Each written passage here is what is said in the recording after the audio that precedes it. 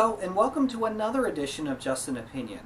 What I love about the 1980s horror genre is that it's an endless well full of films. I'm still finding flicks that I have never heard of.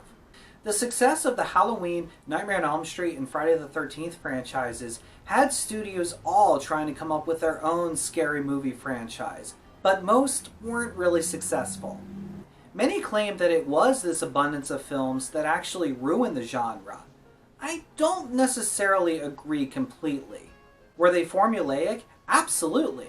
It felt like the producers just reached into a box of gimmicks and they pulled out a unique weapon, a different type of location, and arbitrarily picked a holiday, and they were ready to rock and roll with Arbor Day Massacre.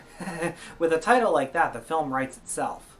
As a huge 1980s horror fan, I love discovering new pictures from this era. Some, unfortunately, they're pretty awful. What are you doing in this house? I just come to welcome you home, Jill. Merv? Marvelous Mervo at your service. Some fit that distinct category of they're so bad, but they're actually pretty good. There's a tank of nitrous in the back if you'd like some. But some are actually really enjoyable and sadly still unknown to many. But maybe I can introduce you to a few new ones. So today I'm going to rank my top 10 somewhat unknown 80s horror films. So sit back, relax, and let me ruin your evening. Because this is just an opinion. Waitress, more butter. Before I start the list, I wanted to give a double honorable mention to Fatal Games and Killer Workout. Both are flawed, but pretty fun at the same time. In Fatal Games, the backdrop involves a gymnastics team that wants to go to nationals. But unfortunately, a killer in a tracksuit wielding a deadly javelin is picking them off one by one.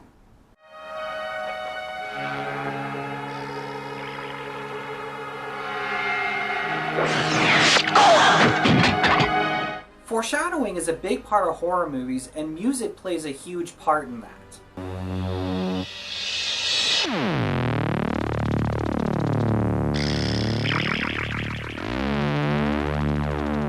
But it doesn't quite help in this feature, as the score is pretty laughable. In Killer Workout, the gimmick is a murderer who has a giant safety pin that's knocking off the young co-eds.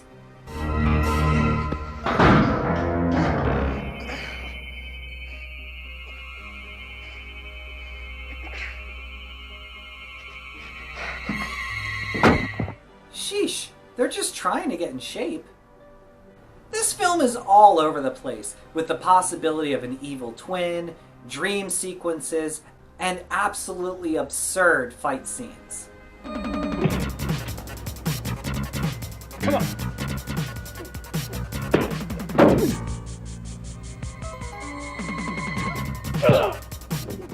But I will say it had a pretty rockin' soundtrack.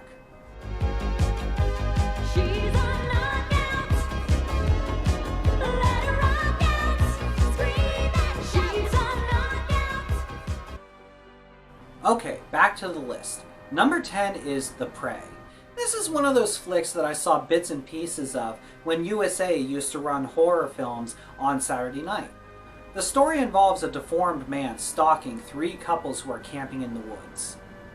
Most features like this have the obligatory backstory of the killer around a campfire. The funny thing is, this takes up a pretty big portion of the movie. It's treated as like a mini film rather than just a little bit of exposition.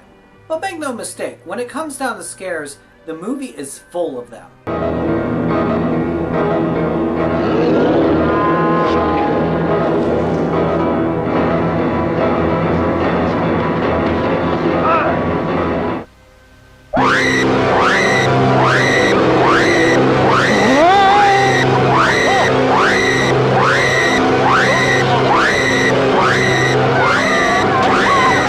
The deformed killer is quite frightening, and the death scenes are really grim. And I'll admit, the finale is pretty disturbing once you see the creepy conclusion. Number 9, He Knows You're Alone. In this early 80s flick, The killer was a normal man until the love of his life was set to marry another.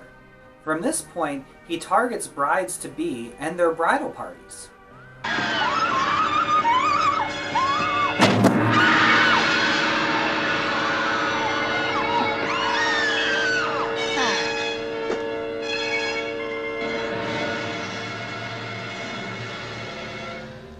Okay, you can look now.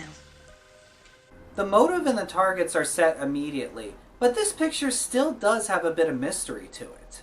Something I love about horror films is that many prominent actors actually made their debut in them. In this case, we get none other than Tom Hanks as the silly psychology student Elliot. Horror movies and the roller coasters and the House of Horror ride. I want to go on that next. And you can face death without any real fear of dying. It's safe. While Elliot is definitely comedy relief in this film, I also have to give credit to poor old Marvin, who was a delight in all of his scenes.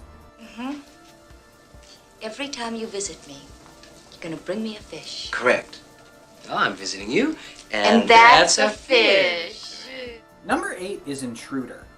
The owners of a local grocery store announce that they are shutting down.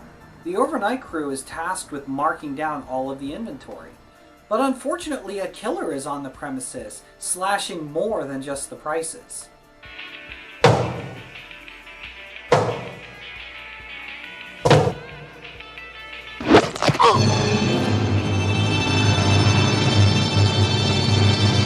While the location may seem cheesy, I dug it. Normally a grocery store is a brightly lit place full of food and friendly people. But at night, it transforms. It's empty and many areas are dark and you don't know what's waiting around the corner. The low-key lighting really adds to the atmosphere.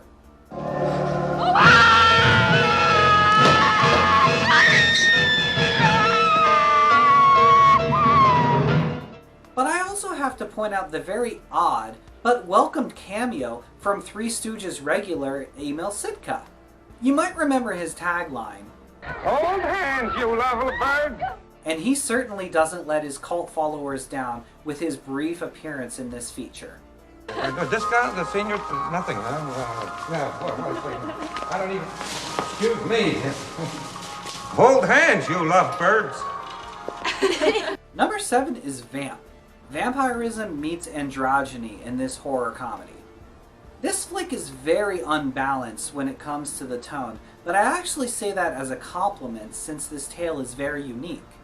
We have two fraternity pledges, Keith and AJ, trying to score points with their would-be brothers by acquiring a stripper. Non Duck Dawn from 16 Candles provides the wheels for this crazy adventure.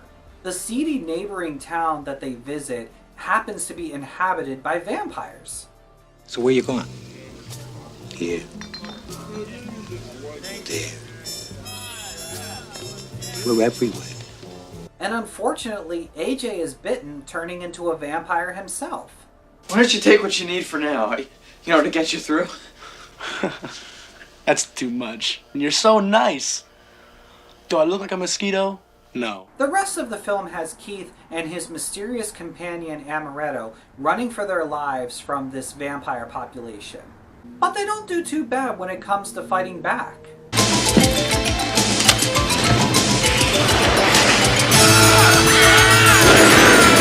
A notable recurring joke is the fact that Keith doesn't quite believe that Amaretto is not a vampire herself. What? God, is that supposed to be funny? Number 6 is Student Bodies.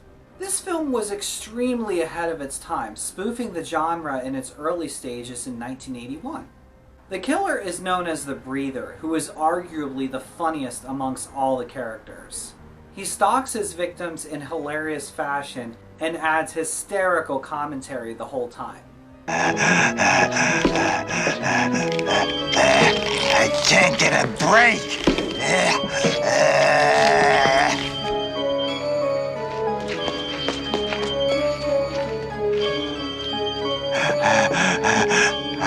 I'd like to kill the kid with the gum. The Breather's identity is a mystery with many red herrings along the way. The most Odd being Malvert, the janitor. Malvert buy you hot dog. Then you like Malvert.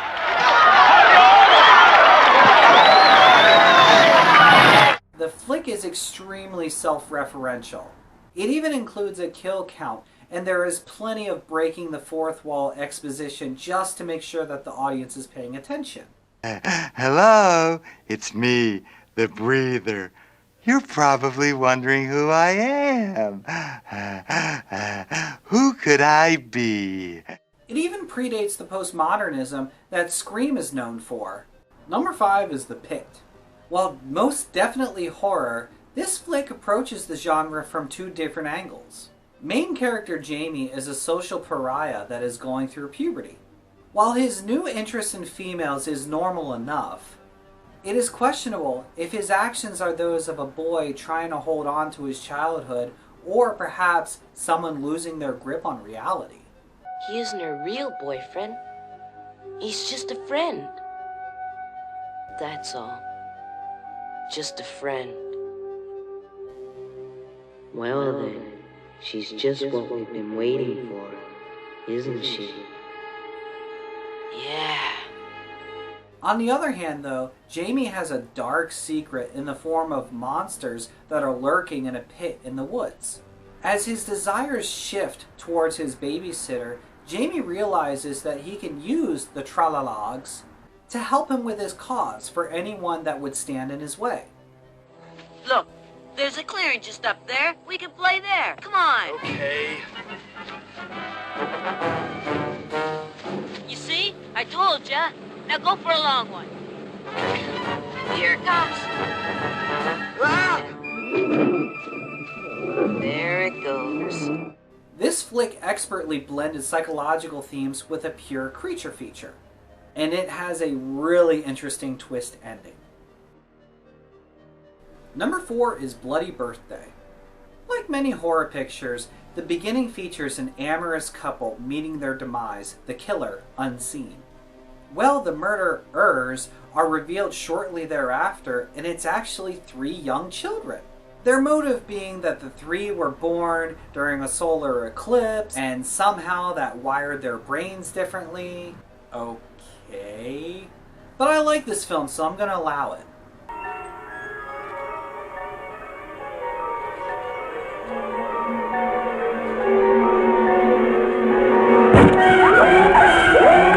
They hold nothing back in this picture as this terror trio wreak havoc on anyone who stands in their way, whether children or adults.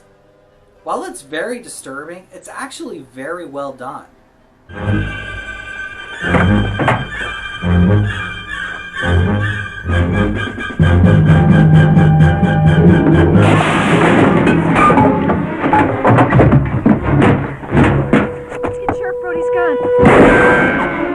The child actors don't ham it up on camera, but give really creepy performances. Their innocence is very believable, which works with the deception part of this piece. Number 3 is Cutting Class. In this high school whodunit, we get an early performance from Brad Pitt as Dwight. His ex-best friend Brian, played by Donovan Leitch Jr., was recently released from a mental hospital over the baffling death of his father. And just as he returns, several students mysteriously end up dead.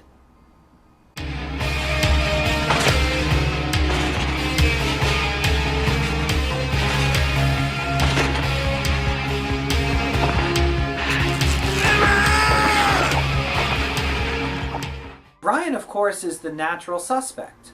With this, Leitch gives a very mercurial performance, keeping the audience guessing the entire time. Are you telling me the truth? I'm trying. Meanwhile, Dwight is also a suspect, as the school bad boy and star athlete with a hot temper. This scene really reminds me of Teen Wolf. They're playing basketball, the school colors, and wait a minute, that didn't happen in Teen Wolf. The death scenes are also very creative, making this film stand out from the regular lot.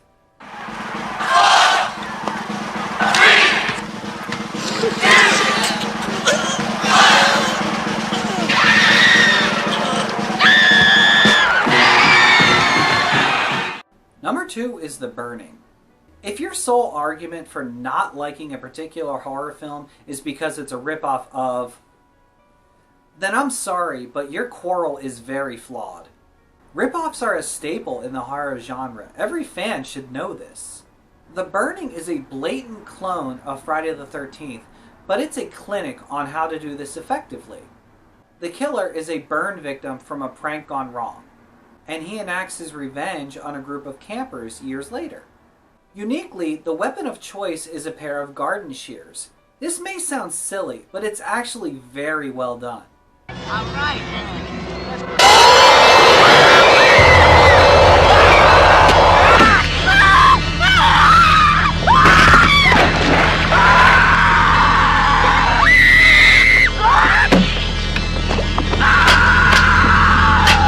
The characters are also excellent and diverse, ranging from the shy nerd Alfred to the big ape Glazer. There were also notable appearances from future stars Holly Hunter and Jason Alexander, with hair! Hey, Redford, let's go. Come on. Wait a minute, I'm talking to her. Hey, I'm talking to her. Can I talk to her, too? Hey, Todd. Whoa, Todd. Number 1 is Neon Maniacs. It's a little difficult to describe this cult classic and what makes it so awesome. The plot involves a unique set of monsters who dwell under the Golden Gate Bridge. At night, though, they wreak havoc on unsuspecting teens.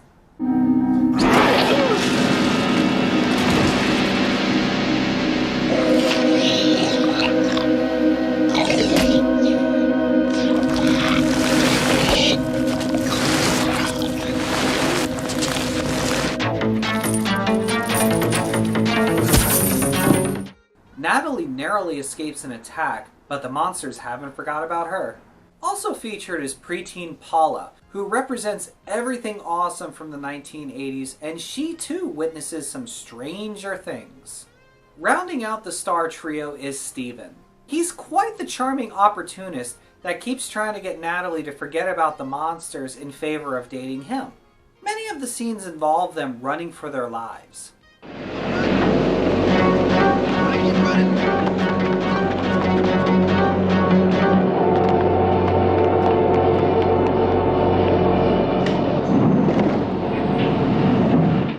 But then there's always time for Steven to perform with his rock band. Baby lied when she told me that I was the only one. Baby lied when she told me that she'd never need someone new. If baby lied to me, she must have lied to you. You know, I'm just gonna say it. I think if this film was more popular, that song would have become an 80s classic. Like I said, this flick is kind of all over the place, but that's the magic of it. Thank you so much for watching, and please do leave a comment. I'll be back soon, and the next series I'm going to work on is about sports movies. I hope you check it out. Baby lied when she told me that I was the only one.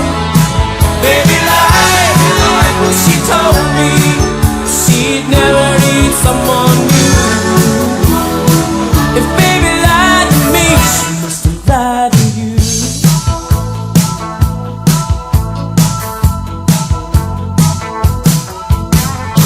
I didn't think much about it, what he said to